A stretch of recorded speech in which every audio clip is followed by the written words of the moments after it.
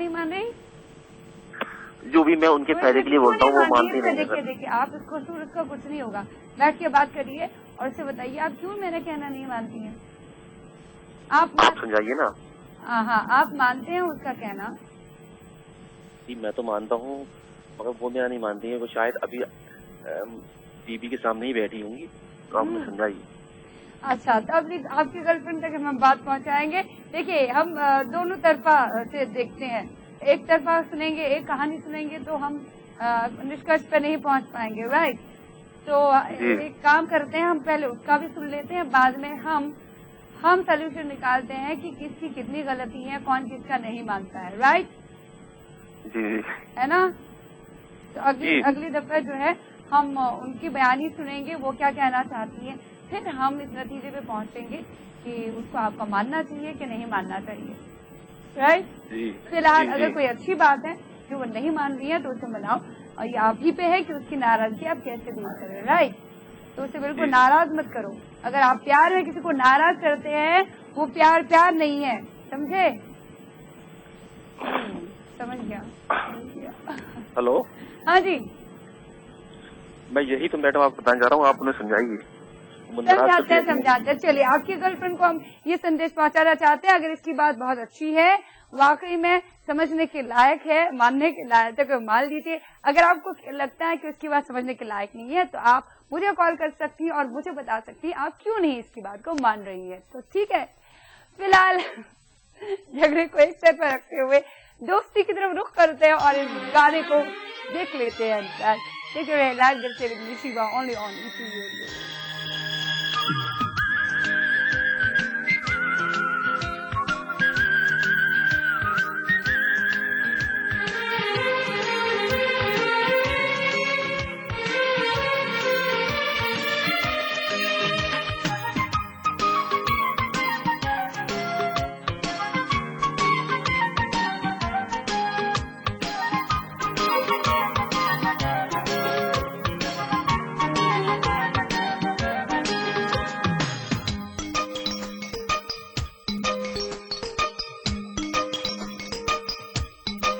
मैं कोई ऐसा गीत गाऊं कि आरज़ू जगाऊं, मैं कोई ऐसा गीत गाऊं कि आरज़ू जगाऊं, अगर तुम कहो।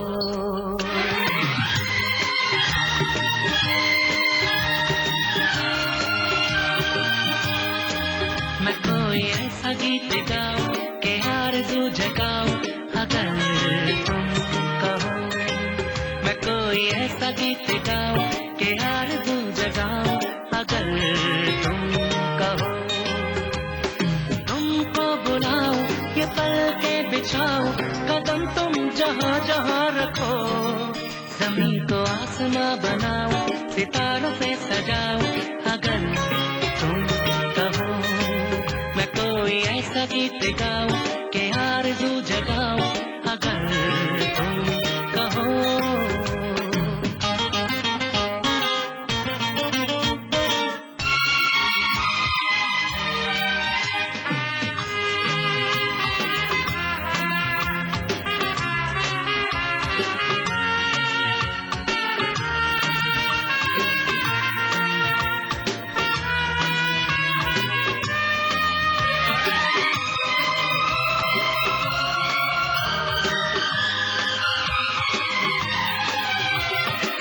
मैं तितलियों के पीछे भागूं, मैं जुगनुओं के पीछे जाऊं, ये रंग है वो रोशनी है, तुम्हारे पास दोनों लाऊं।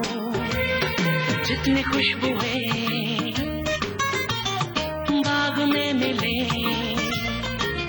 हाँ जितनी खुशबुएं बाग में मिले, मैं लाऊं वहाँ पे कि तुम हो जहाँ जहाँ पे एक पल भी ठहरूं, मैं गुलसिता बनाऊं, अगर तुम कहो।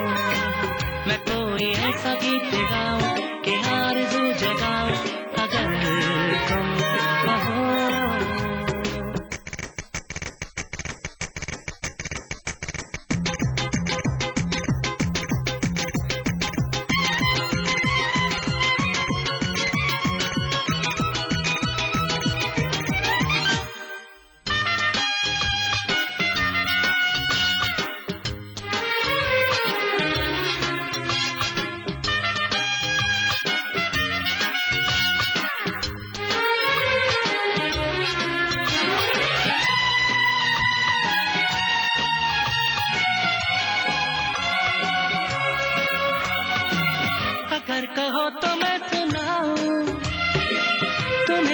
नई कहानियाँ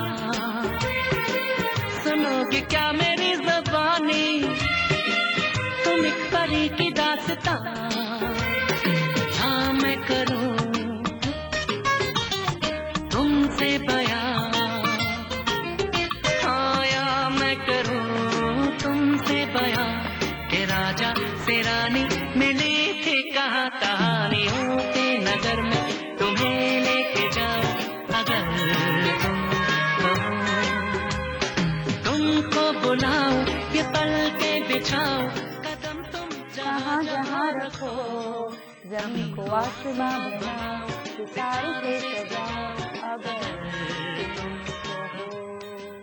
यस, यही गाना मनान तुम अपनी गर्लफ्रेंड को सुनाना और कैसे वो मन जाती है आपको खुद ब खुद भी पता नहीं चलेगा। अपनी गर्लफ्रेंड को रूठे हुए महबूब को मनाने की अच्छी साजिश है जो इस गाने में हमने आप तक पहुंचाई। एनीवेज, अब हम आपसे ये कहना चाहते हैं एक बार फिर से कि हमें खूबसूरत बनाने का श्रेय जाता है ड्रेस, जो ड्रेसिंग सेंस है, और इसका श्रेय जाता है मोहम्मद कैफ मात को। और फिलहाल हम ब्रेक की तरफ रुख करते हैं और उसके बाद हाजिर हो जाते हैं और भी बातों के साथ। देखते रहिए लाइव दिल से with Shiva only on ETV Urdu, और सोचते रहिएगा कि आपको क्या कहना है इस गाने के बाद, इस ब्रेक के बाद। देखते रहिए लाइव दिल से।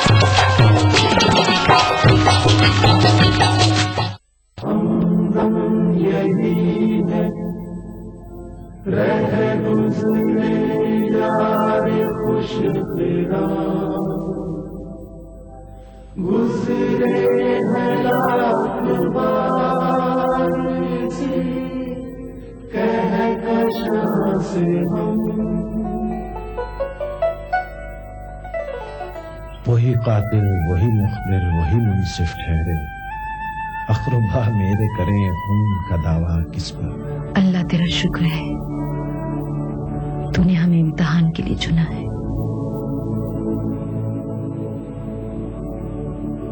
रोशन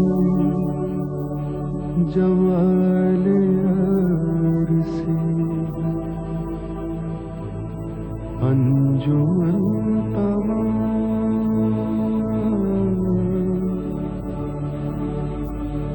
दहका हुआ है आतिश गुल से चमन तमाम। उर्दू अदब के मेमार अली सरदार जाफरी के 7 साला युवा में पैदाइश पर ईटीवी उर्दू का खिराज अकीदत। देखिए प्रोग्राम कहकशां हर बुध रात 11 बजे सिर्फ ईटीवी उर्दू पर। एक छोटे से कुछ से ब्रेक के बाद आपका फिर से एक बार सवाल है अपने इस लाइव दिल से शो में, जिसमें हम आपसे गुफ्तगू में शामिल हो जाते हैं और भी बहुत सी बातें करते हैं, कुछ चटपटी सी, कुछ लजीज सी लजीज सी बातें, एनीवेज आपकी बहुत अलग तरह की बातें। एनीवेज चलिए देखते हैं हमसे इस वक्त कौन बात करना चाहता है और किसको मनाना चाहता है। हेलो, यस, कौन बोल रही हैं? या मैं गोवा से सितारा बोल रही हूँ। सितारा, कैसे मिजाज? हाँ, अच्छे हैं। सलाम वालेकुम। वालेकुम अस्सलाम। बहुत दिन से आपका प्रोग्राम मैं ये देख रही थी, लेकिन सोच रही थी कि कब बात होगी, और बहुत बार मैंने ट्राई भी किया लेकिन फोन नहीं लगा। आज अचानक लग गया फोन। अचानक लग गया क्योंकि आज आपने बहुत शिद्दत से ये महसूस किया होगा अंदर से कि नहीं आज तो मुझे कॉल लगाना है, और अच्छे मूड के साथ अपनी शुरुआत की होगी आज, इसलिए कॉल लग गया। आप बहुत अच्छे गाने लगाती हो और सुनने को भी बहुत मीन्स जो पुराने गुजरे हुए गाने भी बहुत अच्छे लगते हैं सुनने के लिए। जी जी, बहुत बहुत शुक्रिया नवाजिश करम, मेहरबानी। और क्या कहना चाहती हैं आप? हाँ, अपने बारे में ऐसे ही बताइए आप बहुत सुंदर लगती है, मुझे बात करना था और बस यही।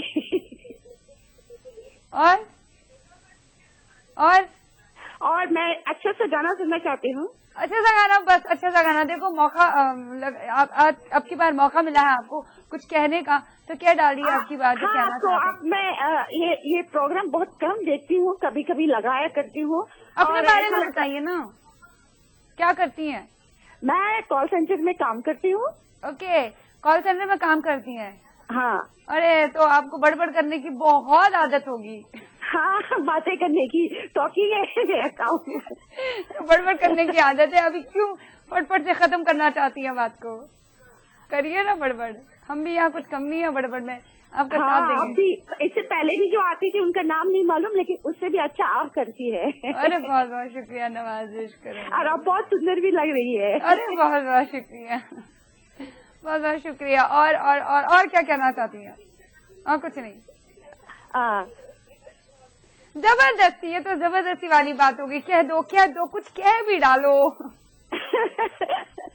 नहीं, ऐसे ही मैं आपको देखा करती हूँ और पता नहीं अभी भी देख रही हूँ, लेकिन यहाँ का जो ये है बात बाद में सुनाई दे रही है। हाँ, तो बाद में सुनाई दे रही है। बस इसीलिए मैं बेकार में आप लोगों से खफा हो जाती हूँ। इसलिए हम तक ये बात तो कन्वे हो गई कि आपको हमारी आवाज काफी देर से सुनाई देती है, इसलिए कोई नाराजगी नहीं, कोई शिकवा शिकायतों का सिलसिला नहीं। ओके, बहुत बहुत शुक्रिया हमसे बात करने के लिए। उम्मीद करते हैं आइंदा भी कॉल करती रहेंगी। ओके, शुक्रिया, बाय।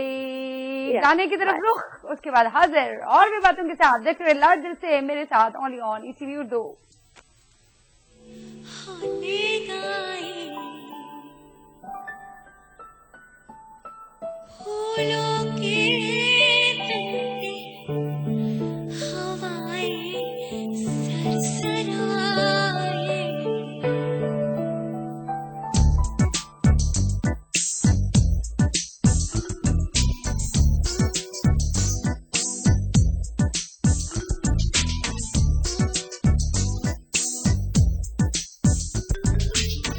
आवारा भंवरे जो हौले हौले गाए,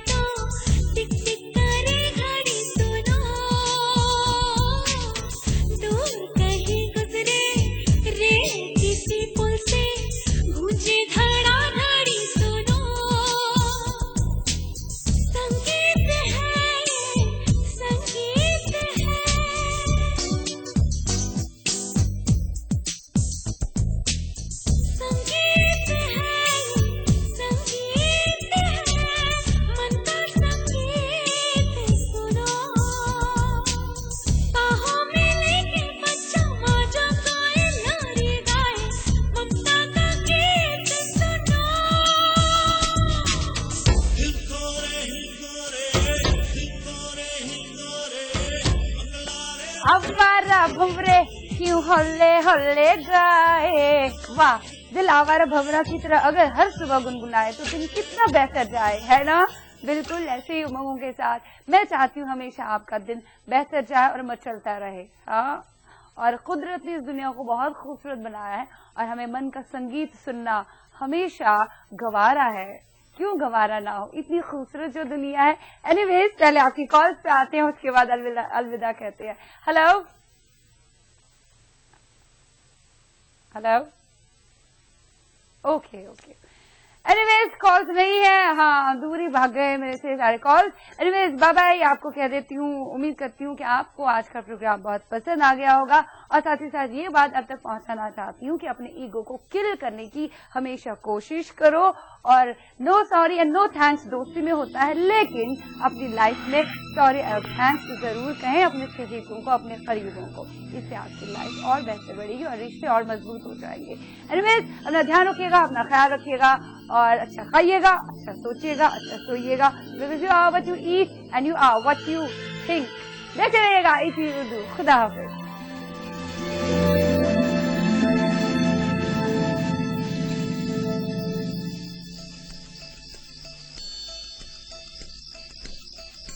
खामोशियाँ गुनगुनाने लगी, तन्हाइयाँ मुस्कुराने लगी, सरगोशी पर हवा चुपके से मुझे कहा, दिल का हाल बता, दिल भर से ना छुपा, सुन के बात ये करते आंखें झुक जाने लगी, खामोशियाँ गुनगुनाने लगी, तन्हाइयाँ मुस्कुराने लगी, सरगोशी पर हवा चुपके से मुझे कहा, दिल का हाल बता, दिल भर से ना छुपा, सुन के बात ये शर्म से मेरी आंखें झुक जाने लगी।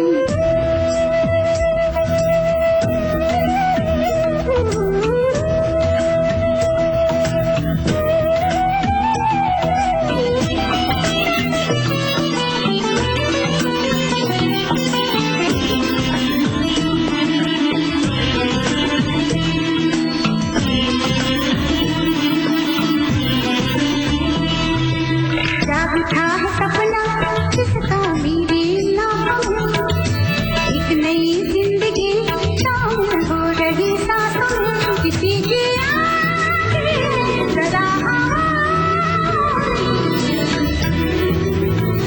किसी की बातें कभी सी होठों में, रात मेरी आंखों में परछाई लहराने लगी, खामोशियाँ गुनगुनाने लगी, तन्हाइयाँ मुस्कुराने लगी, दिल का ये कारवां यूं ही था रवा दवा, मंजिल हम सफर लेकिन मैं मेहरबान, तेरी वो एक नजर कर गई और तुरकुमियाँ संवर जाने लगी, खामोशियाँ गुनगुनाने लगी, तन्हाइयाँ मुस्कुराने लगी।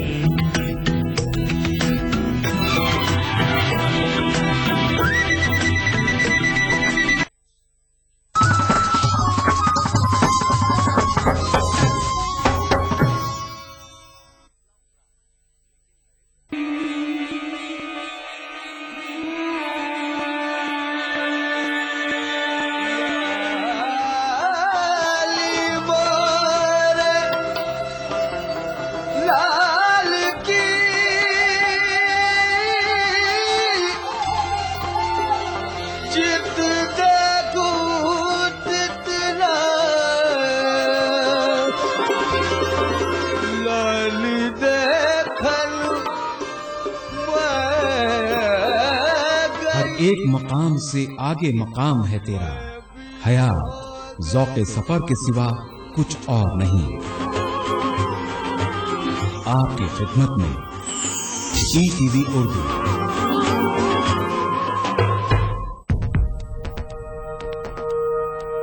एक मुट्ठी भर जीने की आरज़ू, तब्दीली की चुटकी भर जुस्तजू, रोजमर्रा के मसाइल की ढेर सारी बेकरारियां, खाली पतीले में पकती घर भर की भूख, तारीखियों से लड़ इकट्ठा की हुई चुटकी भर धूप। जमहूरियत का अजीम त्योहार फिर से आया है। क्या हो आपका फैसला, बताएंगे मुल्क के भरोसेमंद सहाफी त्रिदीप रमन। वोट करेगा इंडिया।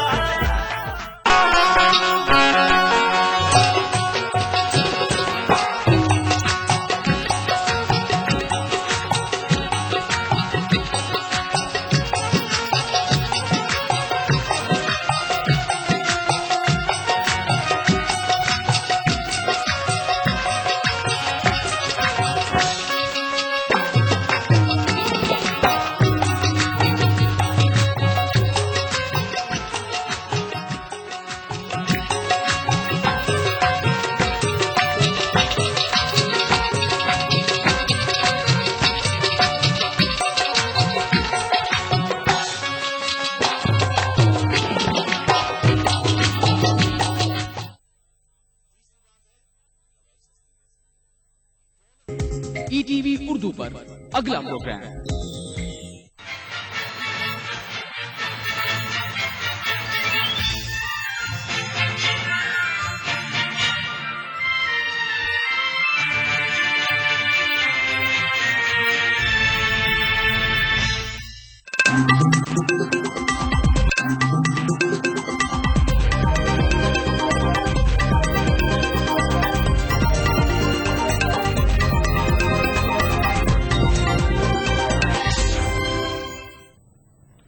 आदाबी खबरनामे में आपका खैर मकदम है। सबसे पहले सुर्खियों पर एक नजर। कुछ बनने का नहीं, कुछ करने का ख्वाब। ईटीवी से खुसूसी इंटरव्यू में बीजेपी के वज़ारत-ए-उज़्मा के उम्मीदवार नरेंद्र मोदी का इजहार ख्याल। नरेंद्र मोदी वज़ीर-ए-आज़म बने तो अमेरिका को A1 वीजा करना होगा फराहम, मोदी को देना होगा मुकम्मल सिफारती इस्तिस्ना, अमेरिकी रिपोर्ट। यूपी के बरेली और MP के 3 मकामात पर इंतखाबी रैलियों से नरेंद्र मोदी करेंगे खिताब। आम इंतखाबात में यूपी हुकूमत को फसाद मुतासरीन की आई याद। इस्मत रेजी की शिकार मुतासरीन को फीकस 5 लाख रुपये मुआवजे का ऐलान। और हिंदुस्तान में अमरीकी सफीर नैन्सी पावेल ने दिया इस्तीफा। अमेरिका ने कहा ओबामा इंतजामिया के साथ नैन्सी का कोई इख्तिलाफ नहीं।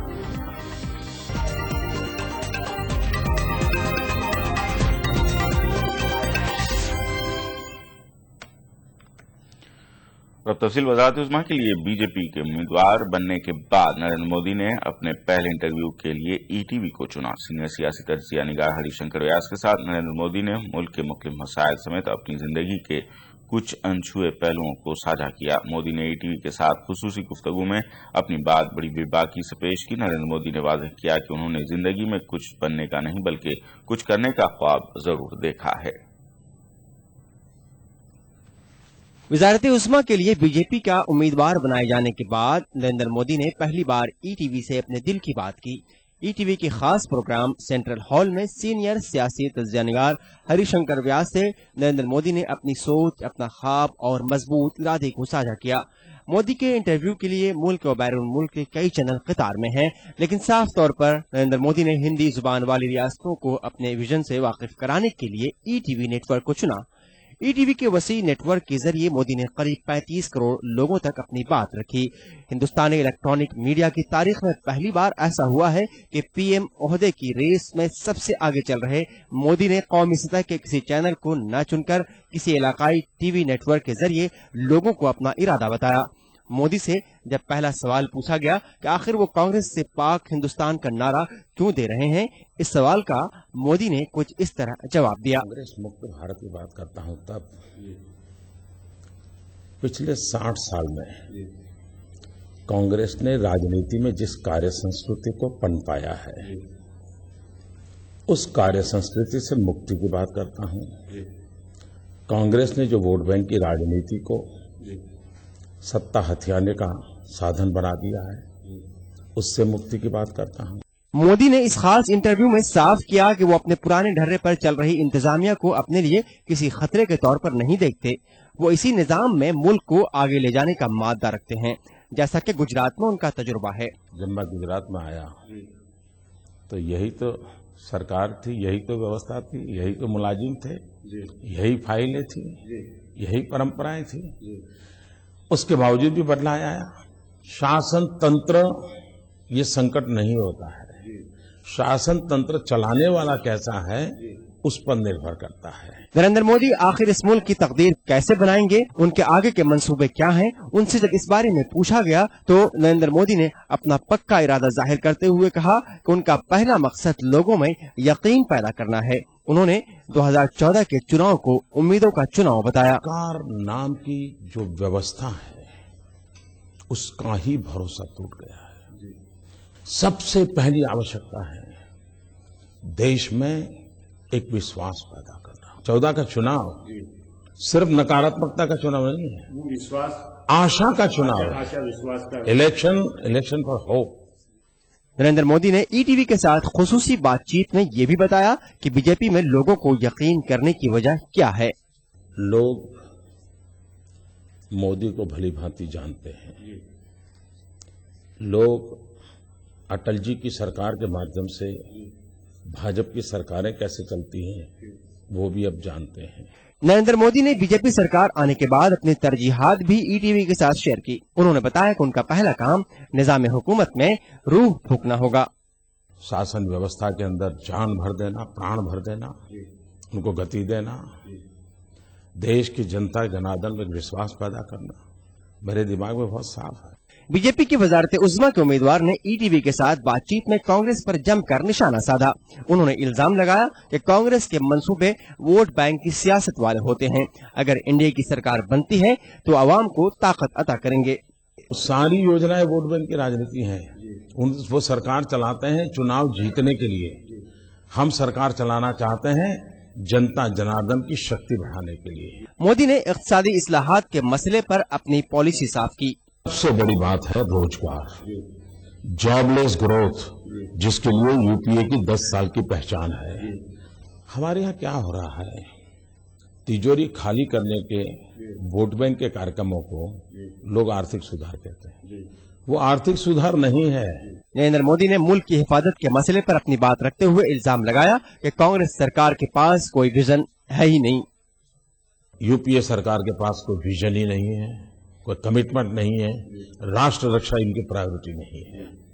ये सबसे बड़ा संकट है। ईटीवी के साथ खास इंटरव्यू में जब सीनियर सियासी तजर्बाकार हरिशंकर व्यास ने उनसे पूछा कि अगर वजीर आजम बनने का उनका ख्वाब शर्मिंदा ताबीर हुआ तो उसे किस्मत, तकदीर या मेहनत क्या मानेंगे, मोदी ने पूरे यकीन के साथ कहा कि वो कुछ बनने का नहीं बल्कि कुछ करने का ख्वाब देखते हैं।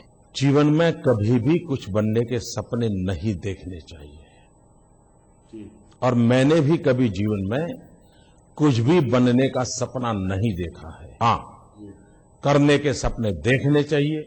ईटीवी को दिए गए इस एक्सक्लूसिव इंटरव्यू से ये साफ है कि नरेंद्र मोदी ने ईटीवी नेटवर्क को यूं ही नहीं चुना है।